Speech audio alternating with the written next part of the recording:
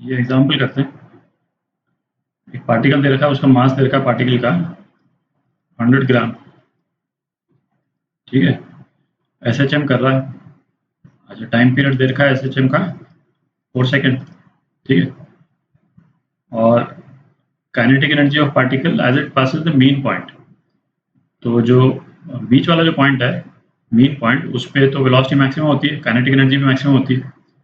तो basically kinetic energy max दे रखा है, कितना, 5 जूल। एम्पलीट्यूड पूछा है ऑसिलेशन का, ठीक है। पहले तो पार्टिकल का एक इक्वेशन ले लेते हैं, ए कॉस ओमेगा टी, ठीक है। अच्छा, वेलोसिटी क्या होगी, माइनस ए ओमेगा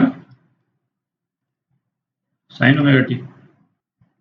अच्छा, टाइम पीरियड दे रखा है 4 सेकेंड्स, तो ओमेगा कितना होता है, 2 पाई अपॉन टाइम पीरियड, तो कितना हो गया 2 पाई बाय 4, ये हो गया पाई बाय 2 रेडियन पर सेकेंड, ठीक है। अच्छा, काइनेटिक एनर्जी, काइनेटिक एनर्जी क्या हुई, हाफ एम वी स्क्वायर। अच्छा, हमको दे रखा है काइनेटिक एनर्जी मैक्स, तो काइनेटिक एनर्जी मैक्स क्या हुई, हाफ एम मैक्सिमम वेलोसिटी, ठीक है। और मैक्सिमम वेलोसिटी कितनी है, ए ओमेगा, तो कितनी हो गई, half m a square omega square, ठीक है। ये सारी वैल्यू डाल देते हैं तो ए आ जाएगा, तो ये हो गया 5 is equal to half mass into a square into omega square, ठीक है। तो एम्पलीट्यूड कितना हो गया, 20/पाई, ठीक है। तो ये तो हो गया पार्ट ए, पार्ट ए का ये आंसर आ गया, ठीक है। पार्ट बी करते हैं, पार्ट बी करते हैं। पोटेंशियल एनर्जी पूछा है as a function of displacement from mean position, ठीक है, as a function of x. अच्छा, ये जो सेंटेंस दे रखा है ना, minimum potential energy be taken as zero, इसका क्या मतलब निकला, इसको थोड़ा सा देख लेते हैं ध्यान से। पहले ग्राफ बनाते हैं जरा एनर्जी का, जो ग्राफ अपन ने पहले बनाया था, अपन ने ये ग्राफ बनाया था, याद है। और इसमें ये होता था डिस्प्लेसमेंट, ठीक है। ये येलो लाइन जो है वो एनर्जी टोटल सेम होती थी, ये ई, ठीक है। पोटेंशियल एनर्जी जो है वो ये रेड लाइन होती थी, क्योंकि एक्सट्रीम पोजीशन पे पोटेंशियल एनर्जी मैक्सिमम और काइनेटिक एनर्जी जीरो। और ये काइनेटिक एनर्जी का ग्राफ होता था, मेन पॉइंट पे काइनेटिक एनर्जी मैक्सिमम, ठीक है, इसमें तो कोई दिक्कत नहीं। अच्छा, अब इसमें क्या, जैसे हमने जब डिस्कशन किया था तो मैंने एक जगह पे बोला था कि पोटेंशियल एनर्जी को अपन जीरो मान लेते हैं, इसीलिए ये पोटेंशियल एनर्जी का कर्व जो है ना वो जीरो पे टच हो रहा है, ठीक है। अच्छा, पोटेंशियल एनर्जी मिनिमम तो हम कुछ भी मान सकते हैं, क्योंकि पोटेंशियल एनर्जी तो किसी रेफरेंस पॉइंट के उसमें होती है ना। जैसे आप यदि कोई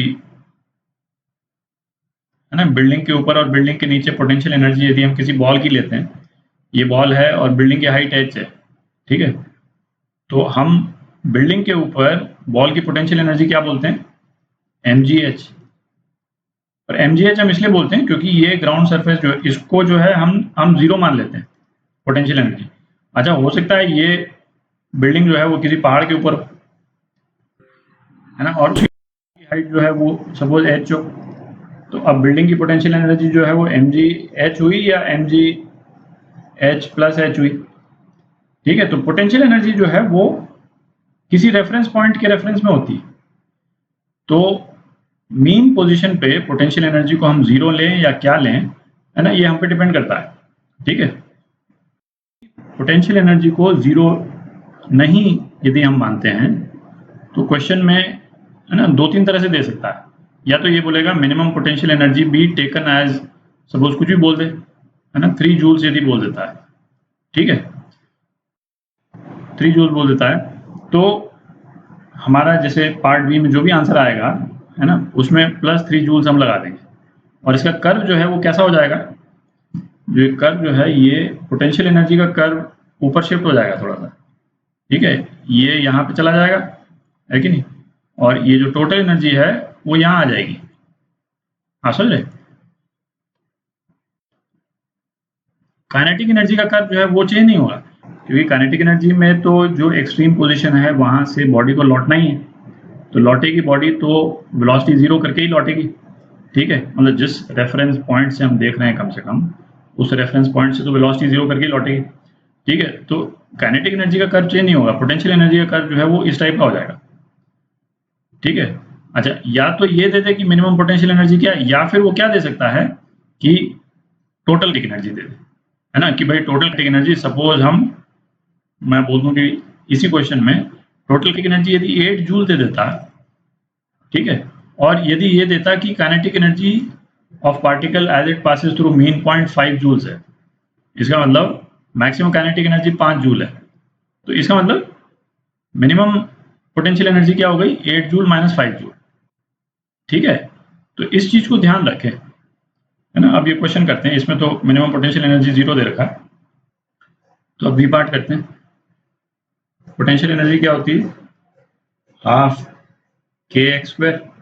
ठीक है, ये तो निकाला था अपन ने, और ओमेगा जो है वो अंडर रूट के बाय एम होता था, तो इससे ये क्या हो जाएगा, half m omega square x square.